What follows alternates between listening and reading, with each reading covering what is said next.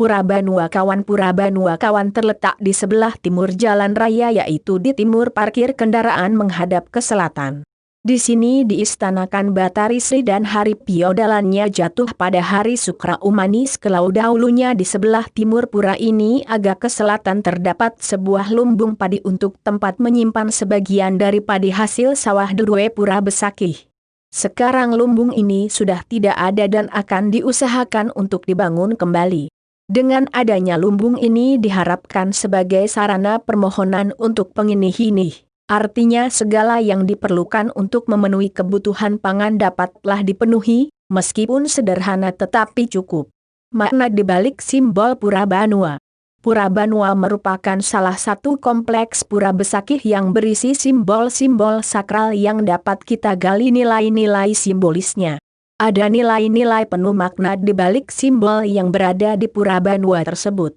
Secara umum Pura Banua itu adalah sebagai media pemujaan pada Tuhan untuk memohon kekuatan spiritual agar umat mampu mengelola kekayaan alam ciptaan Tuhan itu secara produktif dan efisien.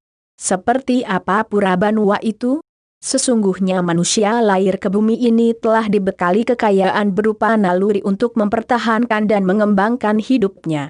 Dalam Atartva Vedavi 115 3 menyatakan bahwa sesungguhnya manusia lahir dengan bekal kekayaan yang ada dalam dirinya. Kekayaan itu berupa naluri untuk hidup dan berkembang. Hal itu tergantung pada manusia itu sendiri. Manusia hendaknya berusaha untuk mengelola hidupnya dan menyingkirkan naluri yang buruk dan mengembangkan naluri yang baik. Maksudnya upaya mencari kekayaan itu hendaknya dibatasi untuk mengembangkan jati diri sebagai makhluk hidup ciptaan Tuhan. Sebagai ciptaan Tuhan, manusia memiliki kemampuan untuk menguasai dirinya agar tidak terjebak oleh gejolak indrianya. Indria yang dapat dikuasai akan dapat menjadi kekuatan untuk menguatkan eksistensi diri konsisten berjalan di atas jalan Dharma. Upaya untuk mengembangkan naluri hidup yang positif dan mencegah naluri yang negatif tidak mudah dilakukan tanpa tuntutan doa kepada Tuhan Yang Maha Esa. Apalagi mengelola sumber daya alam yang tergantung pada hukum RTA. Untuk melindungi naluri yang positif itu Tuhan dipuja sebagai Batari Sri sebagai sakti Dewa Wisnu pelindung kekayaan. Adanya Pelinggih Gedong sebagai sarana pemujaan Batari Sri sebagai media untuk mengembangkan spirit dalam bentuk berbagai ide dan gagasan-gagasan untuk membangun kemakmuran bersama. Ide maupun gagasan-gagasan tersebut bersumber dari pengembangan spiritual dari proses pemujaan pada Batara Sri sebagai manifestasi Tuhan. Dengan demikian ide maupun gagasan tersebut bersifat strategis jangka panjang. Artinya ide dan gagasan tersebut tidak akan sampai merusak alam itu sendiri sebagai sumber mengembangkan kemakmuran. Kalau dari awal pengembangan kemakmuran itu dengan pendekatan spiritual, maka upaya mencari kemakmuran itu tidak akan bergeser dari kemakmuran untuk hidup bukan kemakmuran untuk mengembangkan keserakahan. Karena kalau rakus dasarnya maka kemakmuran itu akan membawa malapetaka bagi manusia. Akan muncul ketidakadilan. Dari ketidakadilan itu akan muncul permusuhan di antara sesama manusia. Karena keserakahan itu muncul dari pengembangan naluri yang tidak baik. Atartva Veda tersebut menyatakan agar manusia berusaha untuk membuang naluri-naluri kotor. Dengan berkonsentrasi pada pemujaan pada Batari Sri itu sebagai media religius untuk membendung dan membuang naluri kotor tersebut. Pemujaan Batari Sri di samping dengan media Pelinggih Gedong juga dengan media Dewan ini yang disimbolkan dengan seikat padi terpilih dengan hiasan ritual khas Hindu di Bali. Simbol Dewan ini mengandung makna agar ide-ide dan gagasan-gagasan tersebut diwujudkan dalam tataran pragmatis, sehingga tidak mengawang-awang tanpa wujud. Simbol Dewan ini diambil dari padi terpilih agar menjadi contoh untuk terus dikembangkan secara produktif dengan tetap memperhatikan aspek-aspek strategis jangka panjang. Simbol Stana Dewan ini menggunakan padi sebagai simbolnya mengandung makna bahwa ide dan gagasan kemakmuran itu benar-benar nyata wujudnya seperti padi dengan kualitas terpilih itu. Kemakmuran itu hanya angan-angan saja. Dewa Nini ini distanakan di bagian hulu dari Jineng sebagai media penghormatan kepada Dewa Nini, simbol pradana dari Batara Sri tersebut. Pradana adalah lambang wujud material sebagai wadah purusa. Jineng atau lumbung itu adalah sebagai tempat menyimpan padi bukan beras dan juga menyimpan sumber bahan makanan yang lainnya seperti jagung dan padi-padian lainnya. Hal ini melambangkan agar penggunaan hasil kekayaan yang diusahakan dari bumi ini digunakan secara hemat dan tepat. Menyimpan dalam bentuk padi itu bertujuan untuk menghemat secara tepat, agar jangan menggunakan hasil kekayaan bumi ini dengan cara yang tidak benar. Dalam Atartva Vedavi 115:4 dinyatakan ada kekayaan yang menguntungkan dan ada kekayaan yang tidak menguntungkan. Dalam mantra Veda tersebut disertai dengan suatu doa semoga kekayaan yang menguntungkan selalu menyertai dan kekayaan yang tidak menguntungkan menjauh. Hal ini bermaksud agar manusia dalam menggunakan kekayaan itu tidak hanya menggunakan pendekatan hawa nafsu semata. Kekayaan itu merugikan karena cara penggunaannya yang tidak menggunakan nilai-nilai kerohanian. Kekayaan tersebut akan senantiasa menguntungkan kalau penggunaannya menggunakan pendekatan daya spiritual dan kecerdasan intelektual. Agar daya spiritual itu berkembang maka dalam mengelola kekayaan itu dilakukan pemujaan pada Dewi Sri Sakti Dewa Wisnu. Lumbung itu simbol untuk memotivasi umat agar bisa hidup yang hemat dengan tepat. Agar pengelolaan kekayaan hasil bumi ini ditiru oleh umat seluruhnya maka Jineng di Purabanua ini adalah sebagai induknya Jineng di seluruh Bali. Dalam Veda VII 45:41 ada suatu doa SBB, ya Tuhan yang Maha Esa, semoga melimpahkan kekayaan yang patut kami ditiru yang tersimpan di pegunungan atau di bawah tanah atau yang terbenam di samudera yang jumlahnya tak terhingga. Mantra Veda ini dapat kita pahami sebagai suatu doa agar dalam mengelola kekayaan bumi ini senantiasa mendapat tuntunan Tuhan, sehingga pengelolaan kekayaan di bumi ini menjadi contoh bagi masyarakat luas. Dewasa ini bumi sudah semakin rusak karena pengelolaan kekayaan yang tersimpan di dalam bumi ini menggunakan pendekatan hedonistis. Artinya bumi diolah untuk memenuhi kenikmatan indrawi tanpa kendali.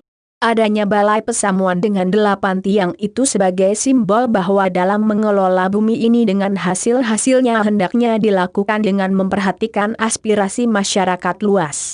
Segala sesuatu yang menyangkut kebutuhan bersama harus dipikirkan bersama dengan semangat musyawarah, sehingga tidak ada yang merasa ditinggalkan. Kekayaan alam yang dikandung bumi ini bukan untuk suatu golongan tertentu saja. Kekayaan tersebut untuk semua umat manusia, termasuk makhluk hidup lainnya. Demikianlah nampaknya nilai-nilai yang tersembunyi di balik simbol sakral di Purabanua Besakih Wiana. Purabanua hulunya lumbung di Bali. Vaisyah kesifalah karyo gopah sasya bertfratah, vartayukto gerhopatah ksetra palota vaisyah. Slokantara 37. Maksudnya, swakarma Vaisya Varna adalah bertani, mengembala ternak, mengumpulkan padi-padian, berdagang, mengusahakan rumah penginapan dan menjadi pelindung ladang.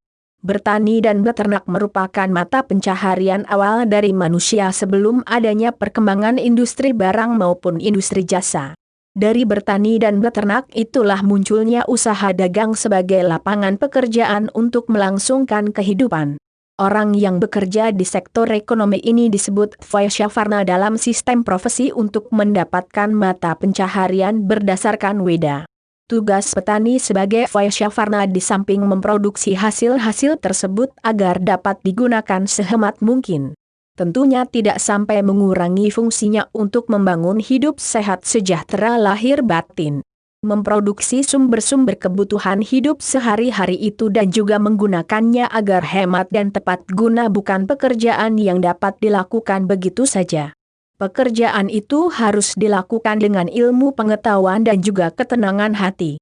Membina sikap hidup produktif yang hemat tepat guna dapat dilakukan dengan memulainya dari pemujaan pada Tuhan.